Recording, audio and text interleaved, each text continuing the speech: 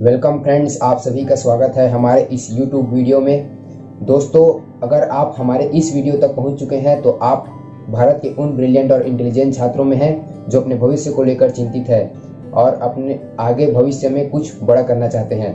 तो फ्रेंड्स, अगर आप मैथ्स ग्रुप से हैं, 12वीं तक आपने मैथ्स तक पढ़ाई की है और अपने जीवन में कुछ बड़ा हासिल करना चाहते हैं, जो कि मेरा मानना है कि दुनिया में लगभग 20% अमीर और अच्छे से सक्सेसफुल पीपल मैथ्स ग्रुप से ही थे।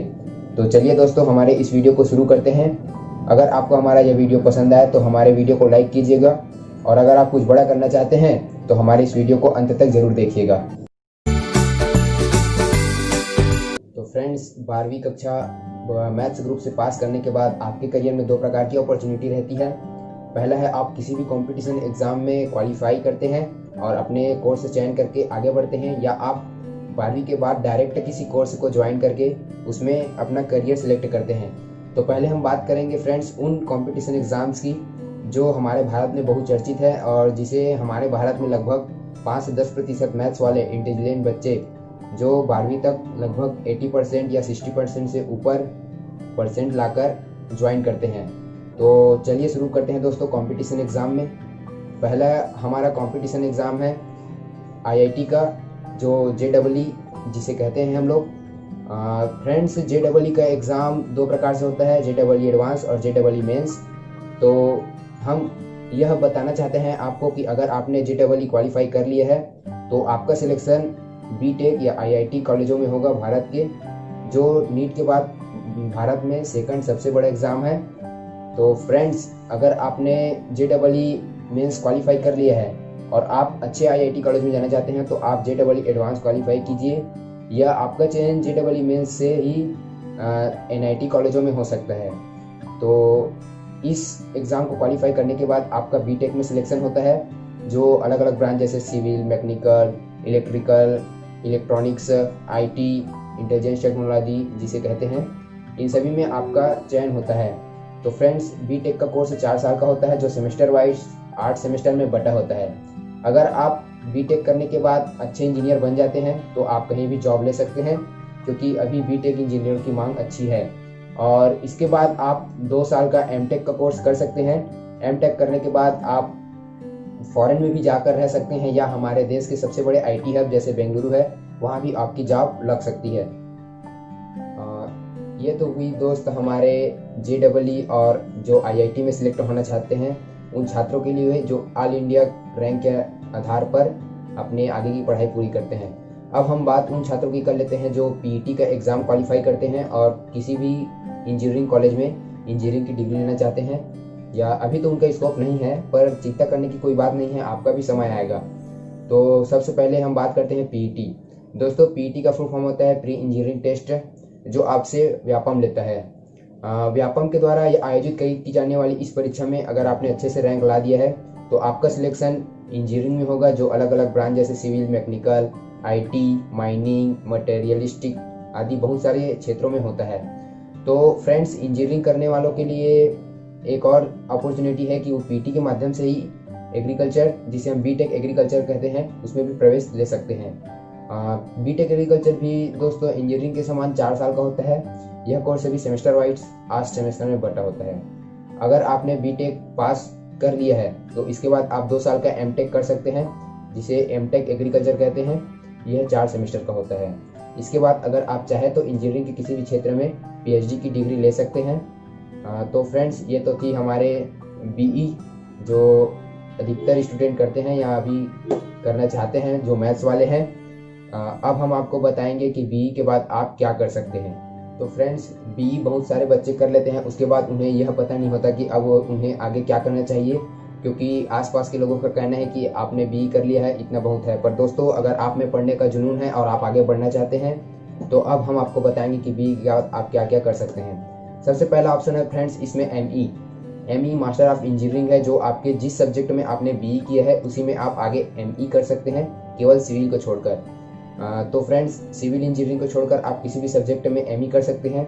ME करने वालों के लिए एक अपॉर्चुनिटी यह भी है फ्रेंड्स कि ME करने वालों को BEd करने की आवश्यकता नहीं होती है और इसके बाद उनका डायरेक्ट टीचर में सिलेक्शन हो जाता है, या वे इंजीनियर भी बन सकते हैं। फ्रेंड्स, हमारा अगला कोर्स है एम टेक का।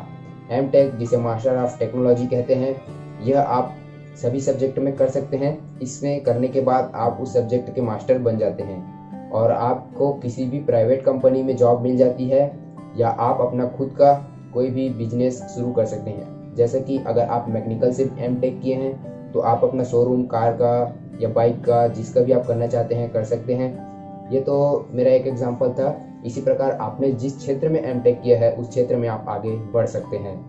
इसके बाद हमारा अगला कोर्स है फ्रेंड्स एमबीए का। बीई के बाद आप डायरेक्ट एमबीए का कोर्स कर सकते हैं। एमबीए का कोर्स मैथ्स वाले बहुत से छात्र करते हैं, क्योंकि मैथ्स ग्रुप के छात्रों के लिए यह अपॉर्चुनिटी है कि वे किसी भी सब्जेक्ट के में एमबीए कर सकते हैं और आप मैनेजमेंट करके मैनेजर या बिजनेस संभाल सकते हैं।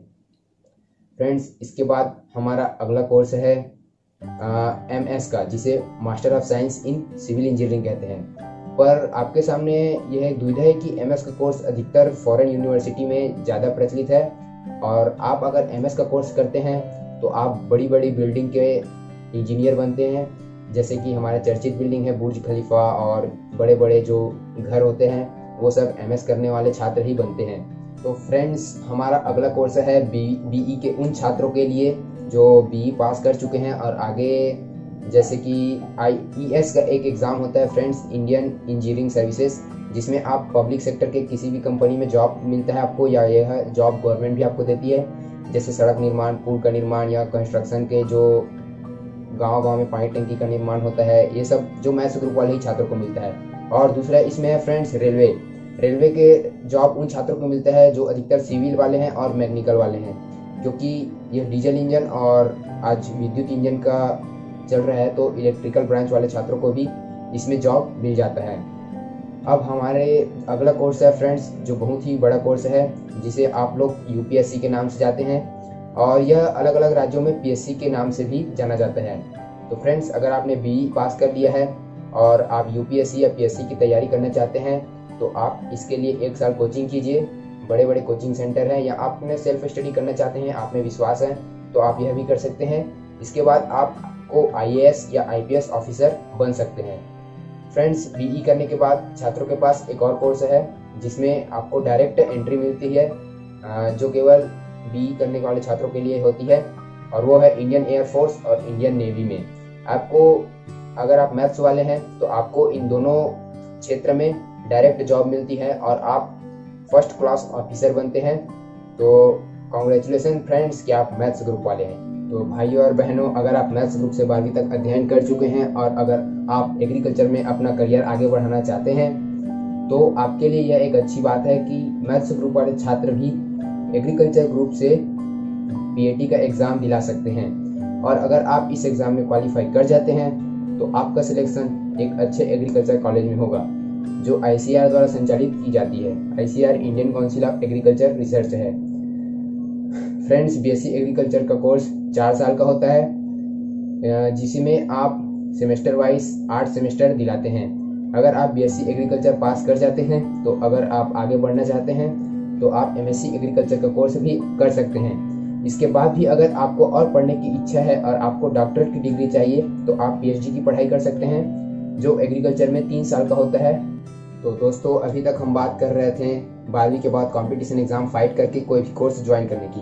अब हम आपको बताएंगे कि 12वीं के बाद बिना कंपटीशन एग्जाम दिलाए आप कौन कौन से सब्जेक्ट में आगे अध्ययन कर सकते हैं और अपना भविष्य बना सकते हैं। पहला इसमें है बीएससी, जो बहुत सारे छात्र करते हैं। बीएससी का कोर्स आप प्लेन बीएससी कर सकते हैं, जो इसमें सिंपल से मैथ्स का, फिजिक्स का और अदर सब्जेक्ट आते हैं। अगर आप बीएससी किसी स्पेशल सब्जेक्ट से करना चाहते हैं तो उसकी भी सुविधा आपको दी जाती है। आप हमारे मोबाइल स्क्रीन में यह सब देख सकते हैं। फ्रेंड्स, बीएससी का कोर्स 3 साल का होता है। इसके बाद अगर आप आगे पढ़ना चाहते हैं तो 2 साल का एमएससी कर लीजिए, और अगर आपको डॉक्टरेट की डिग्री चाहिए या आप प्रोफेसर बनना चाहते हैं किसी अच्छी कॉलेज में तो आप पीएचडी का कोर्स कर सकते हैं। 12वीं के बाद डायरेक्ट ज्वाइन होने वाले कोर्स में हमारा अगला कोर्स है सिंपल सा बीए, जिसे बैचलर ऑफ आर्ट्स कहते हैं। यह आप प्लेन कर सकते हैं। दोस्तों, आप बीए का कोर्स इसलिए भी ज्वाइन कर सकते हैं कि अगर आपका एम यूपीएससी या पीएससी का जॉब पाना है और आप आगे सिविल सर्वेंट बनना चाहते हैं। इसके बाद भी अगर आपका सिलेक्शन नहीं होता है तो आप एमए कर लीजिए किसी भी सब्जेक्ट में। इसके बाद भी आप प्रोफेसर बन सकते हैं या आप पीएचडी कर लीजिए। आप डॉक्टरेट की उपाधि के साथ अच्छे प्रोफेसर बन जाएंगे।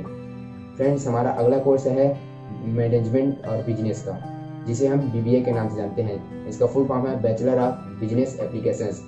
यह 3 साल का कोर्स होता है फ्रेंड्स। इसके बाद भी अगर आप पढ़ना चाहते हैं और मैनेजर वाली पोस्ट चाहते हैं तो आप MBA कर लीजिए, जो 2 साल का होता है। इसके बाद आप भारत में कहीं भी आसानी से जॉब पा सकते हैं। फ्रेंड्स, हमारा अगला है कंप्यूटर कोर्स से रिलेटेड, जिसे आप DCA के नाम से जानते हैं, जिसे डिप्लोमा ऑफ कंप्यूटर एप्लीकेशन कहते हैं। दोस्तों, यह कोर्स 1 साल का होता है और आप 12वीं के बाद डायरेक्ट इसे ज्वाइन कर सकते हैं। तो दोस्तों, हमारा अगला कोर्स है NDA का कोर्स, जो 3 साल का होता है, जिसका फुल फॉर्म है नेशनल डिफेंस एकेडमी। अगर आपने 3 साल इसमें अच्छे से कड़ी मेहनत से अध्ययन कर दिया है और अगर आपने अच्छी सी अपनी पढ़ाई पूरी की है तो आपका सिलेक्शन हमारे इंडियन के 3 डिफेंस क्षेत्र, जो कि एयरफोर्स, नेवी और आर्मी हैं, में आपका सिलेक्शन अच्छे से हो जाएगा। फ्रेंड्स, इसके बाद हमारा अगला कोर्स है बैचलर ऑफ आर्किटेक्ट का, जो 5 साल का होता है फ्रेंड्स। और इसके बाद आप अलग अलग क्षेत्रों में इंटीरियर डिजाइनर या रूम डिजाइनर, इंजीनियर बनते हैं। फ्रेंड्स, हमारा अगला कोर्स है बैचलर ऑफ प्लानिंग डिजाइनिंग। यह भी फ्रेंड्स 5 साल का होता है। ये सभी कोर्स आपके सेमेस्टर वाइज होते हैं और 5 साल इसका मतलब है कि इनमें 10 सेमेस्टर होंगे। फ्रेंड्स, आर्किटेक्ट का एक अच्छा काम है कि यह कहीं भी अपना प्राइवेट फर्म चला सकता है और अपना लाइसेंस किसी को किराए में भी दे सकता है, परंतु उसमें आपको थोड़ी बहुत सहभागिता देनी होगी और अपना दिमाग उसमें लगाना होगा। यह फ्रेंड्स बहुत ही अच्छा कोर्स है आर्किटेक्ट का। तो अगर आप एक अच्छे आर्किटेक्ट या कॉन्ट्रैक्टर बनना चाहते हैं तो आपको B आर्च करना चाहिए।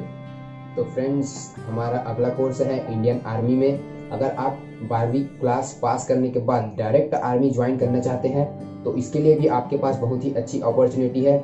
आपको केवल इंडियन आर्मी द्वारा जॉब वैकेंसी का इंतजार करना है। वैकेंसी निकलने के बाद आपको अप्लाई करना है, जिसमें योग्यता सिर्फ 12वीं पास ही होती है। और इसके बाद इसे हम लोग technical entry of Indian army कहते हैं। फ्रेंड्स, अगर आपने वैकेंसी में अपना आवेदन दे दिया है तो आपको केवल फिजिकल और रिटर्न 2 प्रकार के एग्जाम क्वालिफाई करने की ज़रूरत है। तो फ्रेंड्स, हमारा अगला कोर्स है BCA का, जिसे हम बैचलर ऑफ कंप्यूटर एप्लीकेशन कहते हैं।